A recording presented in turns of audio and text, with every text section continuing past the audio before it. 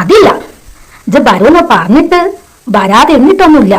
പക്ഷെങ്കി അർജന്റായ ഒരു കാര്യം പറയാന്ന് പറഞ്ഞിട്ട് ഇതുവരെ ഈ ഉമ്മാനോട് അത് പറഞ്ഞില്ല. ജാബിർ ചിരിയോടെ, അത് പറയാനല്ലേ നമ്മൾ നാളെ തന്നെ വരുന്നേ. നാളെ കാലത്ത് തന്നെ വന്നിട്ട് അർജന്റായ ആ കാര്യം ആയുഷ്മാന്റെ കാറിൽ വന്ന് പറഞ്ഞിട്ടേ ഈ ജാബി ജലപാനം പോലും കൊടുത്തുള്ളൂ. പോരെ?